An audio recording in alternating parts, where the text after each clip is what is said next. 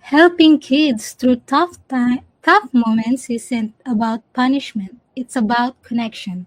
Collaborative problem solving offers parents and teachers a way to guide children with empathy, respect, and lasting impact. But how can we turn everyday challenges into opportunities to build trust and resilience?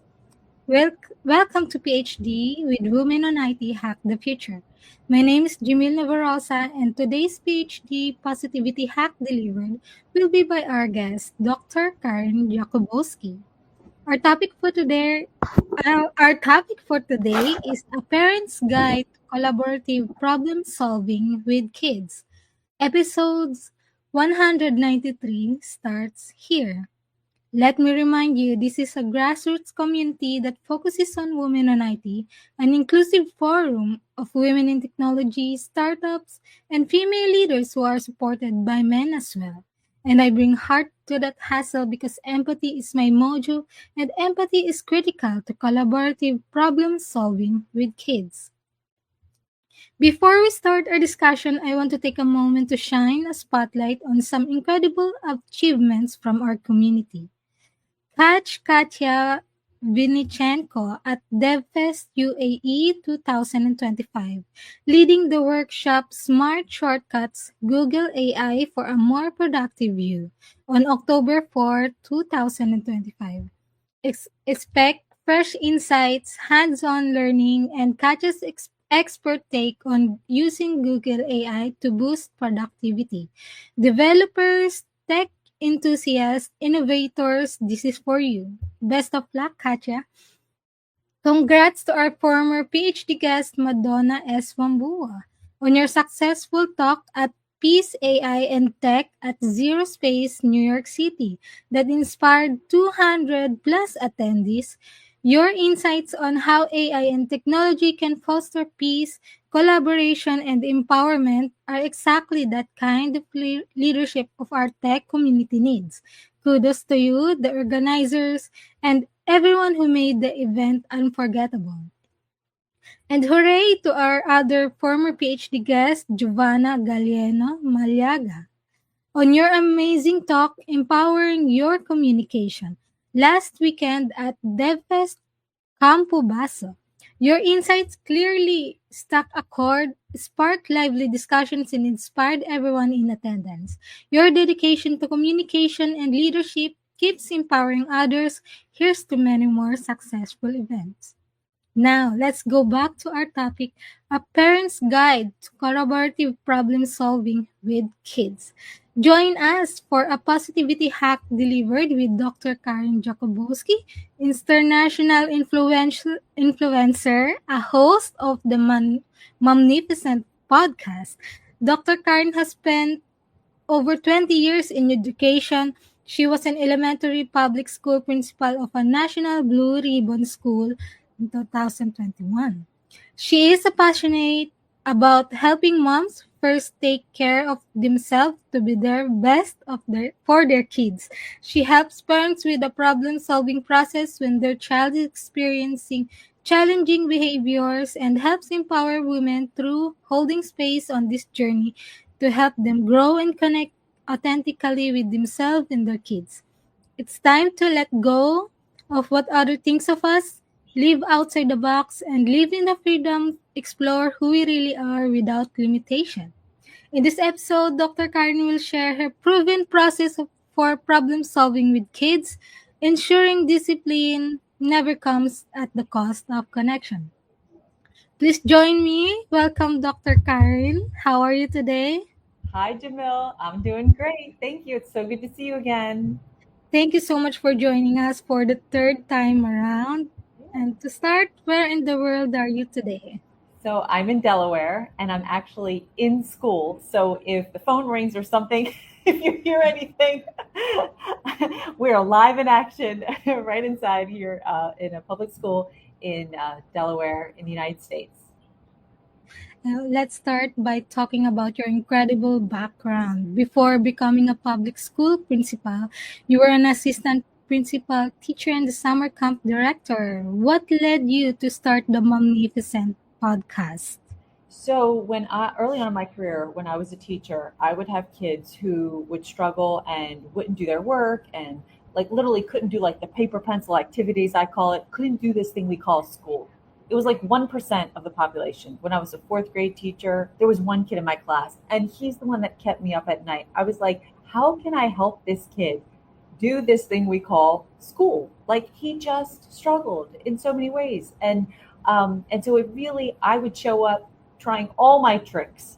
And when everything doesn't help that kid, just sit down, do that paper, do what every other kid does in that classroom. It really just like kind of it just like bothered me.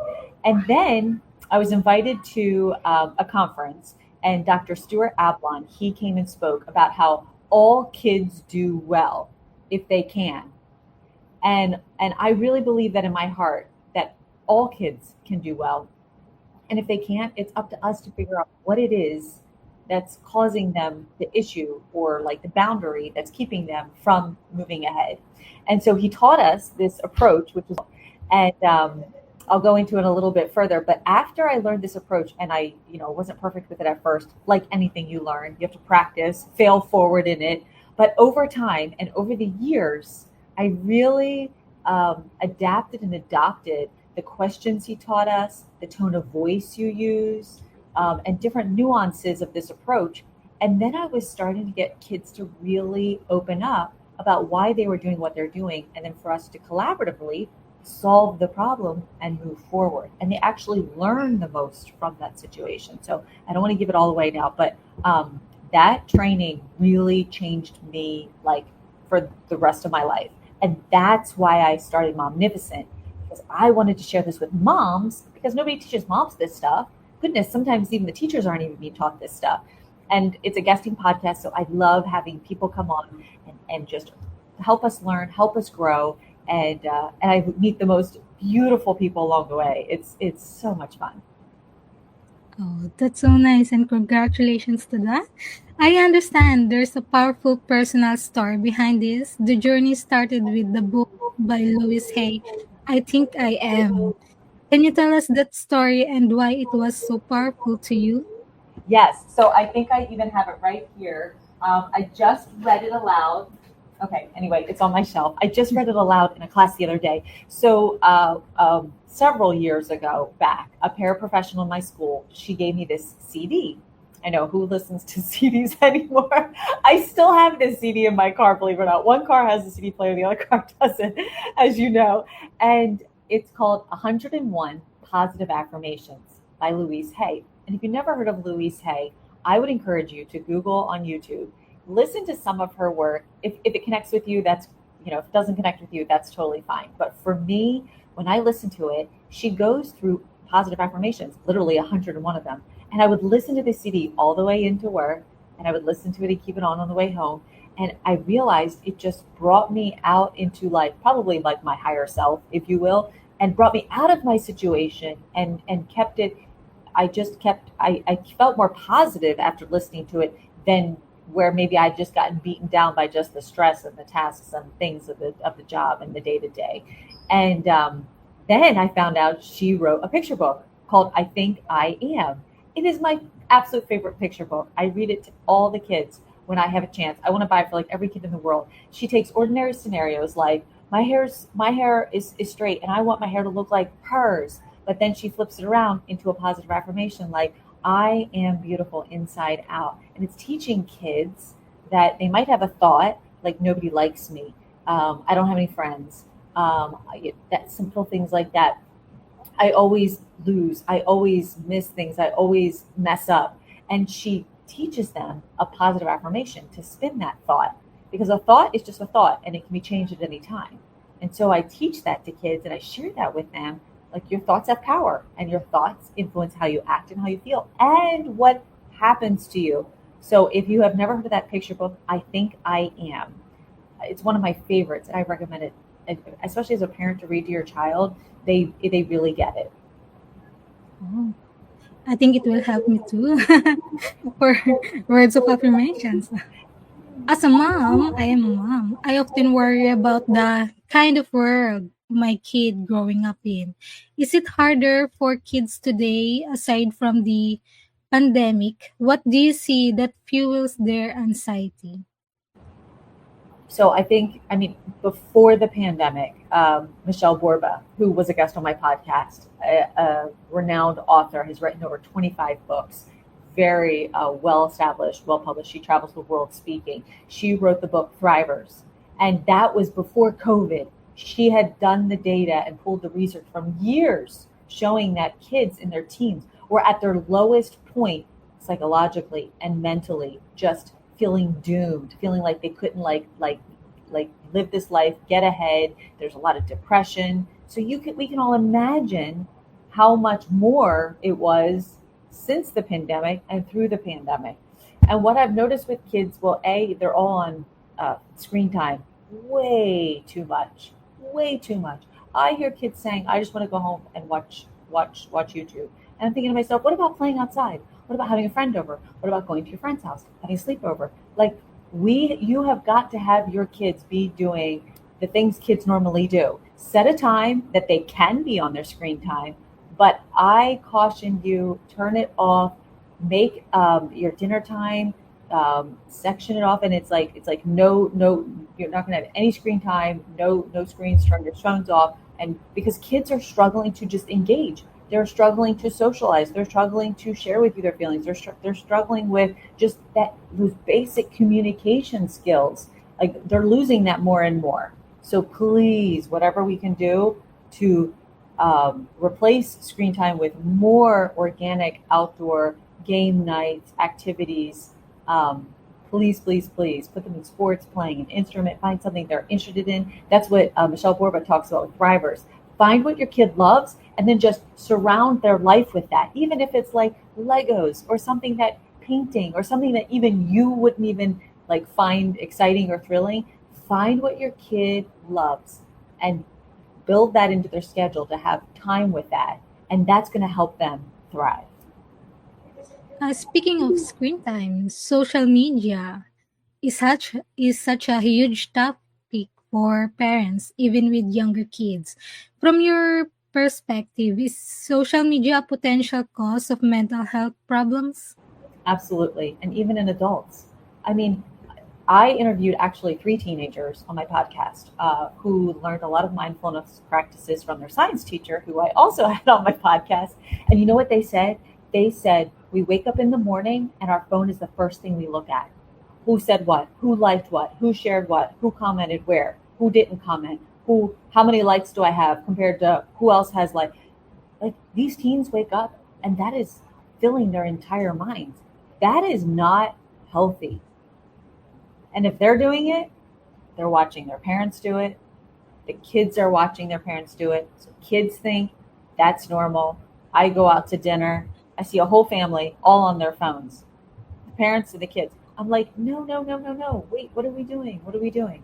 So yes, I think it has a lot to do with it. And there's several podcasts who really focus on that a lot.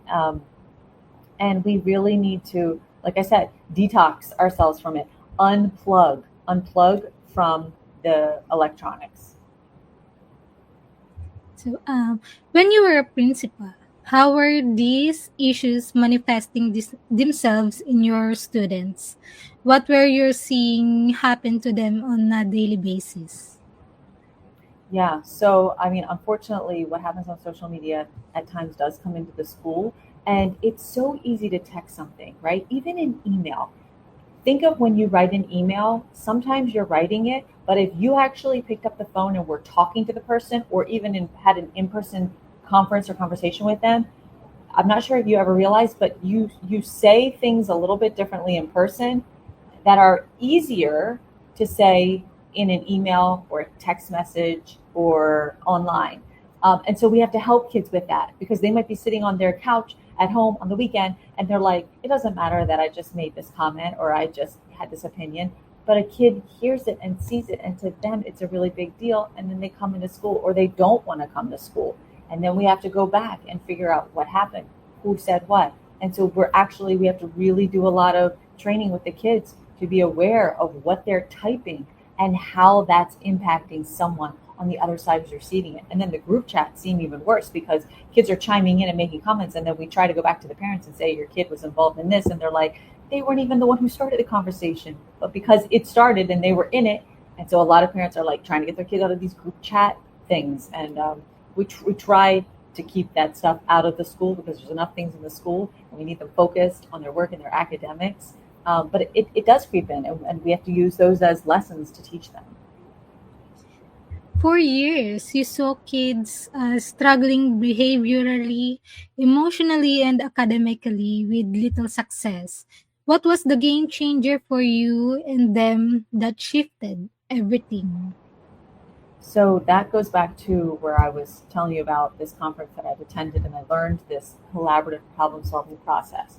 So, for example, the teacher tells me, this kid kicked this kid on the playground at recess, and I always wait till the kid is calm and in control of his body. So if it takes time, if it takes 5 minutes, if it takes 2 minutes, I don't talk to that kid until they have calmed down. They're not crying anymore, and I can ask them a question and they can respond in their average normal tone of voice, that I know that they're calm. So that's really important, especially for parents.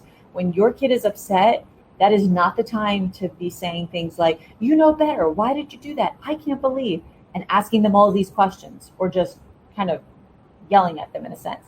Like that is so, there should just be a whole alarm that goes off that tells us I'm not going to work with my kid till they are calm. You as the adult shouldn't be talking to kids when you are upset. You get hot, you might be hard to swallow. Like we know when our heart starts racing, that is not calm and in control of our body. That is not when we should be talking, right? And their mind is in fight or flight mode, and so is your brain. So in order for them to get calm and control their body, I give them the time to calm down, whatever that is. And then I bring up the situation of what happened. And I say this something, I start it with either I heard or I saw, based on if I've personally witnessed it or if I just heard it because somebody said it. So maybe as a parent, you're going to say, I saw you hit your brother just now. And then you ask the question. So first of all, you say that what you saw in a very even tone voice without emotion. I say it's called the elevator tone of voice. Like you're talking to someone like they're on the elevator. Like you'd say to someone on the elevator, like, hey, how are you today? That's the tone of voice I want you to use with your kid when they've done something wrong or bad or upsetting. Don't talk to them till they're calm and in control of their body. You got that part? And then say to them in that elevator tone of voice, I heard or I saw you kicked your brother. And you ask the question, what's up with that? Very simple. Or maybe you like to say, like, why did that happen? I like to say, what's up with that? It's how I was trained. So I use it all the time. And you know what? Kids aren't used to us asking them that. They're used to us firing back at them what they did wrong and how they should act and what should be different and what your consequence is going to be. So at first, they might not respond to you because they're like, wait, why are you talking to me like this? Why aren't you getting upset?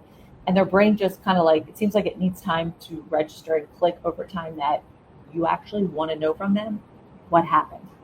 And when you ask the question like, what was up with that, instead of like, why did you do that?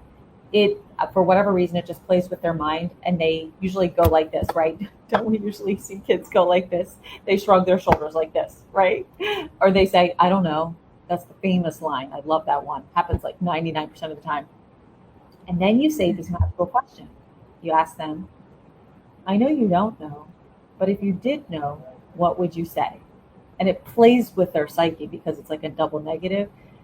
And then most times they're like, I don't know. I don't know. And they shrug their shoulders again. And I ask it again. I know you don't know, but if you did know, what would you say? And then if they're still not giving you anything, you just got to wait them out. And this is what we're not used to, giving them time to respond. Because we just want to we're like ready to move on to the next thing usually, right? So then I sometimes add, there's no right or wrong answer. Because that sometimes helps them realize, because their brain is trying to totally figure out, like, if I say this, what's going to happen, right? And they kind of know if they say something and it's not good, they're going to get in trouble, right? So I try to say, like, you're not in trouble if you say this. There's no right or wrong answer.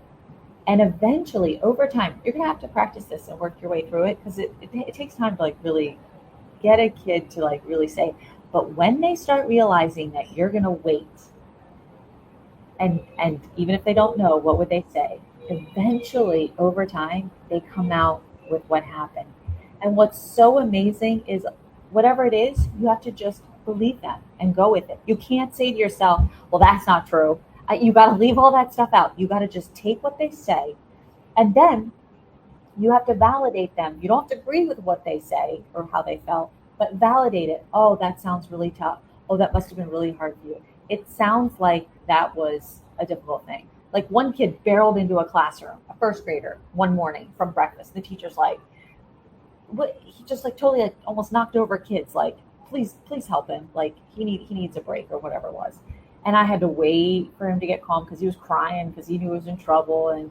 And we just sat outside in the hall and we just waited and waited. And then when he finally, like, there's an extinction burst, they call it, and then they will, get calm. And I was like, what was up with barreling into class this morning? What's up with that? And you know what he said? He said, I didn't get to finish my breakfast at home this morning, and my dad was yelling at me when we got out the door. It didn't even have anything to do with him barreling into the classroom. But how often are we dealing with what we saw in that moment and thinking that's it? Well, I beg to differ. I did not say this quote. I did learn it, but I love it. There's a story behind every behavior. And this process gets to the story of what's happening behind that behavior.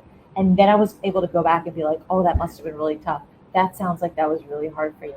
I'm sorry you had such a rough morning and it was quick and you needed to finish. And, dad was saying what he was saying. That helps children to process what they went through to get through to the other side ultimately we want to solve the problem. So I said, you can bring up something like, well, how do you think that child feels after what you just did? How do you think your brother feels? How do you feel? And then you can bring in your concern. Like in our house, we, respect each other, which means we don't hit each other. Or in the school, we don't use hands and feet, on others. That's our expectation in the school. And then you ask them, what do you think we could do to solve this problem? If that's the nature of it. Or what do you think you could do to make this right? Sometimes I say that to kids when they've done something wrong against somebody. And then you let them come up with how they're going to mend it. Maybe they are in a space to apologize. Maybe they can write that person a note, or draw them a picture. Or if it's something happening in the class, what do you think we could do to solve that problem? And try to come up with a couple things that they on their own are willing to try, because if they come up with the solution that you're okay and works with you and the teacher, they have more ownership and buy-in because it was their idea. And if it doesn't work, it doesn't work. You come back to the table and you're like, well, that was, that here's the result of that. But like, now what do you think we could do to solve this problem? And now you're creating kids who are problem solvers. And that's what kids aren't used to doing these days. They're just used to being us yelling at them and them just doing everything that we say. And they know that what they're doing, my parent would or wouldn't, like that. No, we want to raise adults who are problem solvers, who can think on their own and make the right decisions that affect others in a good way. So that was long answer to your question. That's okay. So, of course, if there is wrong, there will be corrections. The concept connection before correction. Why is it this so important, especially in those challenging moments when we feel like we need to step in and fix things? Yes. So connection over correction.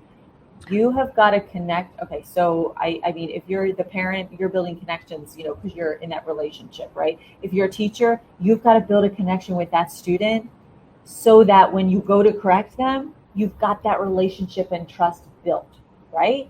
And if you haven't heard of the author, Dr. Laurie Desautels, I'm going to show you her book because I just looked at it this morning. Look at hers. Connection over compliance. Love her work. If you haven't heard of Dr. Laurie Desautels, I absolutely love and cannot get enough of her work. A lot of it is also around this and even more with the science based to it. But so if you don't connect with the kids when you go to correct them, it could backfire on you and they could just get mad at you and they just think you're this mean, awful person, right? But if you build that connection and you fill their bucket over time, then when you have to make a withdrawal and be like, this is how it's going to be, you'll see them work with you better. Like, so for example, when I was an assistant principal years ago at another school, I had to deal with the behaviors and disciplines, and I took all the kids with the highest behavior referrals, and I would build in having lunch with them once a week just to have that positive connection with them. We would play Uno. I'd let them eat lunch. We would play Uno. Why? Because sometimes the bad kids are continually seen as the bad kids, and it's this horrible cycle that spirals them down. And I don't believe it has to be that way. How you act today should not be a trajectory of who you're going to be the rest of your life. And I tell kids this: you made a bad choice and decision. You're not bad. When I was a kid, actually, when I was in elementary school, nobody believes this. I lied, I stole, I cheated, little things. But I felt like I was bad, and I hated that feeling. So I don't make kids feel worse. I don't yell at them. I don't talk down to them. I talk to them actually like I talk to the superintendent if he walked in. Every child and individual gets the same value and attention. I believe that's how it should be. I believe that in my core. And I don't like to be felt that way, disrespected and looked down on. And I don't treat others, even that bad kid who just hit and kicked the teacher and screamed or ran out of the class or what have you. They're hurting. Hurt people. Goes for kids too. So if you can build that connection with this collaborative problem solving process, they realize when they get in trouble, you're not going to yell and scream at them. And there's a safe space to talk through what happened. And if you read the book Love and Logic, you learn that when a kid is calm and in control of their body and you're doing this process with them, they're actually learning from it, as opposed to if they do something wrong and you yell at them, make them feel singled out, belittled, they go to that fight or flight mode in their brain, and their brain can't learn in that moment. So they're going to go through that situation again at some point in their life to learn the lesson, because they couldn't learn it then. You don't learn in that state of being, I call it, freaked out. It's not a secret that when students are sent to the principal's office, it can be a scary moment for them. You have a very unique approach that is not always popular. What is that approach and what was the reaction to it? Yeah, because, I think most people think that, principals seem scary. They should be scary. I mean, so many times people think I'm not a principal, or when I was assistant principal, as assistant principal, because I'm kind of like really nice. And that's because like I love the kids. I don't have kids of my own, but when I show up at school, I just love these kids like 110%. And I think I have a heart for the underdog even more because that was me. So I really empathize with how they might be feeling. And I hated sometimes when I was felt not so great. So I kind of like really work overtime to not, yes, you have a consequence. What you did has repercussions, but I'm not going to treat you differently because you did something bad. And so when kids come to my office, it is different because a lot of adults, when they got in trouble and they got sent to the principal's office, they hated it.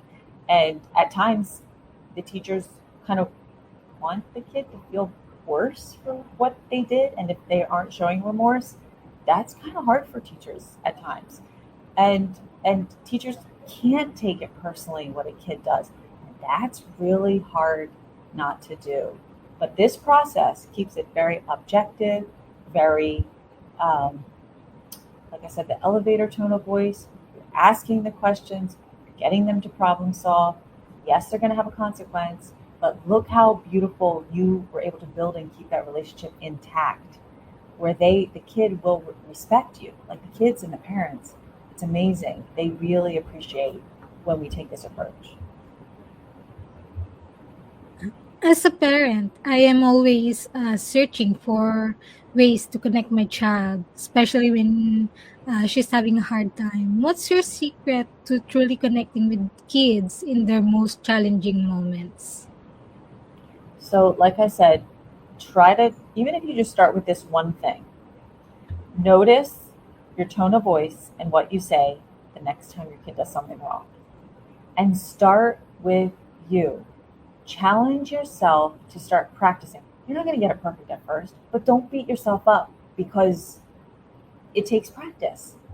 If you can just become more aware of what you're saying and how you're saying what you say to your kid in a moment when they're late for school and you're going to be late for work because they're not in the car. And that happened to me when we actually hosted exchange students for 3 years, and I would get so upset when they would make in the car. And I mean, I might have raised my voice like once. But anyway, it happens. We do it. But if we're aware of it and we can practice and catch ourselves, and over time, you'll be, just look back and think to yourself, am I proud of myself for how I responded to that situation? How could I do that differently? Take a deep breath before you're going to say something. Count to 10. We say that to kids. Let's try that as adults. So we're calm and in control of our body, and we're the models for them. Our kids will mirror us. If your kid's yelling and screaming and you yell and scream, it's just going to create more. If your kid's yelling and screaming and you stay calm, and you stay calm, and you use this tone of voice, and you wait it out and give them time to calm down, don't drill them with 100 questions. Just give them a safe space to calm down. Think how you would think of yourself after the fact. Would you feel better about how you act in that moment? Yes. And that's how we want to be treated. Let's treat our kids that way. The mental health needs of students are continually on the rise even pre-COVID. You found a proactive solution for kids in school. Can you tell us about that? Yes. So I took some mindfulness courses, and I started teaching mindfulness classes to some of the kids at school. We even had a mindfulness coach in and come in and teach kids. And I'll teach you one simple one that's one of my favorites. It's called the 5-finger breath. So you teach kids to start at their thumb right here and breathe in while they're tracing their thumb. Breathe in, breathe out, breathe in, breathe out, breathe in, breathe out, breathe in, breathe out, in, breathe out. And I love teaching kids this because they always have their hand with them, whether they're riding the school bus home and they're thinking about something, or a kid maybe got upset on a bus or something and it's upsetting them. They can sit there and do these breaths. A fifth grader did it when he was taking a test and he couldn't figure out the question, and he just sat there, did his breaths, and came back to the question and realized, like, okay, I can do this and I can move on. So I love practicing that. Do that with your kids. It got to the point where we taught kids these strategies that a parent reached out to me and said, oh my gosh, I guess I was a little stressed because my kid said, Mom, do you need to take some ball breaths? And the ball breath is just where you put your fingers together like this and you breathe in, stretching your fingers out and breathe back. And then the kids came up with like an alligator one. And some people say like, blow out the candle and smell the rose, breathing in and blow out the candle. So all those breaths really help. It helps your brain come from, I call it like that freaked out mode where it's literally happening in your hippocampus at the back of your base of your neck. And it helps to bring it back down to that place of comfort where they can think logically. Sorry. What about meditation? How powerful can that be for children and indeed for adults? Yeah, so what we would start doing with kids, because sometimes with meditation, people, they can get a little nervous, like, what are you doing, all sitting like a Buddha and like, I don't know, like humming or something, right? And I just told parents, and in the lessons that we taught the kids, we just started out by having them sit quietly. We welcomed them to just rest their hands gently on their laps, sit with their backs tall, feet on the floor, and close their eyes if they felt comfortable. You have to be really careful telling kids to close their eyes because not all kids are comfortable closing their eyes. So you say close your eyes or look down at the floor, giving them that space of comfort. And then I would bring a chime to start our breaths. And then you wait as long as you hear some, like, maybe the kids are starting to like move around or something like that. And maybe that's like 30 seconds the first time you do that, or 20 seconds. And then over time, you just keep building it, where we had an entire class of first graders sitting quietly. That's all it is. You're just sitting quietly with your hands resting gently on your lap, and it's just quiet in the room. And we got up to like 2.5 minutes. It was amazing. And the kids loved it. When the mindfulness coach would come in, they would get so excited. Like, even a kid on the side was like, oh, well, sometimes at home, my parents are like yelling, at my sister and stuff like that. And these gave kids strategies. I mean, who's teaching these kids those strategies these days? Who's teaching adults these strategies? I didn't have these strategies as a kid. They would have so helped me. And that's part of what we love to teach. Moving into a different area, I'd love to know what advice you would give to females to help their career or start an entrepreneurial journey. Um, say it one more time. Sorry, I think my nurse is making a little too much noise in the background. Say it one more time, please. What what advice would you give to females to help their career or start an entrepreneurial journey? So I would recommend that. I think something that's really valuable, and this is just one of my core values, is really treating everybody with respect. Because anybody wants to work with anybody who feels respected and valued and listened to. And if we all do that for each other, it creates such a unique and beautiful community. And then whatever it is you're doing in whatever area of work. But I kind of have this motto where whether you're the bad kid in the school or the custodian, the lunch lady, the superintendent, the principal, they all get the respect from me. And I think that's just so powerful and really bring that to your workplace. Someone told me once, people should feel better after being in your presence than before they entered your presence, if you will. And think about that as you move through life and in your career. Do the people I engage with and interact with, are they feeling better about themselves because of how I made them feel by the way I treated them?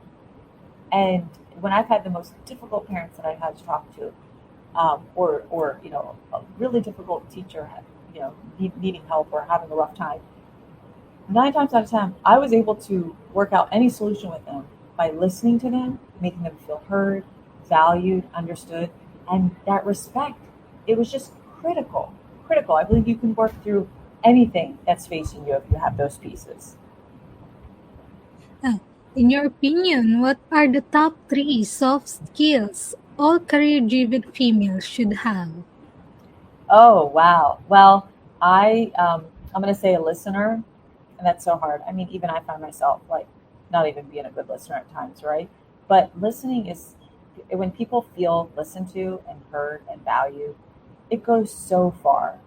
Another one, like this podcast is called Positivity. Um, Try to see things with a glass half full. I mean, it's your attitude, and we know that attitude is. I mean, people say attitude is everything. I mean, it is, but show up with a good attitude. And another trait I think is a really beautiful trait is treat everyone with a clean slate, especially with kids. I do that a lot. The bad kids even. Like every day is a fresh new day. Don't bring the baggage in from what they did yesterday and treating them that way. And do that with others. Have a large memory, huge memory of the good in people, and a small memory of the things they did that were not so great. That's a great challenge. So, with all the success you have, Dr. Karen, what's next to you? Are you working on any new exciting projects right now? So I actually have been thinking for several years to write a book, and I would really love to put all the things that I have shown and shared and talked about and experienced all these years with kids, put them in a book for parents or teachers or educators, people who maybe struggle with, a kid with the challenging behavior. And how do you do that? I mean, every mom is looking for the book on my kid. Like, where is it? Like, that's so frustrating. We go to 4 years of college, right, to help and train us for our career. And we do on the job trainings and all the modeling and mentoring. And nobody trains parents for parenthood, right? Like, something wrong with that. And so that's what I hope to create. Eleanor Roosevelt once said, "Women are like tea bags. We don't know our true strength until we are in hot water." In life, how are you in hot water, Dr. Karen? How are you brewing? Oh man! Well, even this morning we had a challenging moment in school and with a student and who was really struggling this morning, and that can be really tough. Like I found myself just having to also take my deep breaths, take a minute for myself, when I was a kid and growing up, I wasn't taught to check in with my emotions and see how I was doing in my internal state. So I have to practice myself saying to myself, okay, I actually am like a little bit unsettled right now. Okay, I just need to do some things that will help me be calm. And for me, it's like taking a deep breath, coming into a quiet space, giving myself that moment instead of just go, go, go, knowing that, I'm a little fragile emotionally. What is the number one book you can sit and think, oh, I wish I read before I started my career? Oh, I love this question. I would pick a book called Courageously You by Colleen, and I'm going to say her name wrong, like Van der Stein. I'll give it to you for the show notes. And in that book, well, let's just say I grew up not having a very strong self-esteem for myself. I didn't have a lot of confidence. I was a younger child, and then growing up, when I was 12 years old, then my mom had another baby, so then I was like the middle child, and I struggled with low self esteem and low confidence, like so much of my life. And then I ended up taking a life coach course for myself because, like, people saw the amazing things that I did, but I couldn't adhere between these two areas and say to my brain. I still sought other people for that validation to feel good about myself. And so, through that training and that breakthrough through the life coach course that I took, I also ended up reading this book, Courageously You. And Colleen goes through simple practices that help you connect, I'll say, with like your higher self, because that's who you really are. And the practices over time helped me to see how beautiful and amazing and empowered and awesome and I am at all times. And that's what I share with others. And actually, it's how I see others. It's how I treat kids. I see that in them. I treat them that way. And that will definitely be added to the shelf. Let's imagine that you could meet anyone in the world for a private breakfast. Who would it be and where would you choose to meet? So it's interesting you say that because probably like 15 or 20 years ago, the person I would want to sit down and have dinner with would be Princess Diana because I so looked up to her. She's so beautiful, right? She's a princess. She's always helping others and everything always looked so perfect and beautiful. And it's interesting because in the last 5 or 10 years of my life, the person I would want to sit down with is someone like Mother Teresa, who was there serving others every day of her life. How to serve others every day and not look for the promotion or the pat on the back or the being noticed, and yet having such a confidence, right, in yourself of knowing who you are, that you just live to serve and help others. And so I've seen that shift in my life of like wanting the accolades and, you know, yes, it's our nature to be thanked and like praised and all the things. Um, but now I really have a greater respect for people like Mother Teresa, and I'd love to ask her, how did you do that?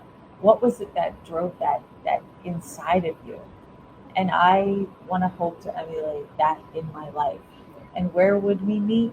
Um, how fun would it be to be in, like, I don't know. I've never been to Paris. I'll put Paris. I have so many places on my bucket list. Or Greece. And that's so nice. And for our last question, can you please give us your favorite life lesson quote?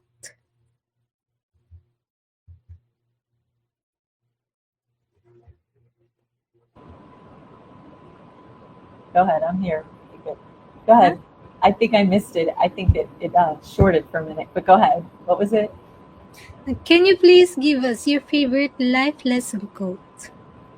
Oh, wow. So this is something I learned in my teens, and I don't remember who said it. It was definitely in the church that I grew up in, and they said, "Always remain sweet, no matter what happens."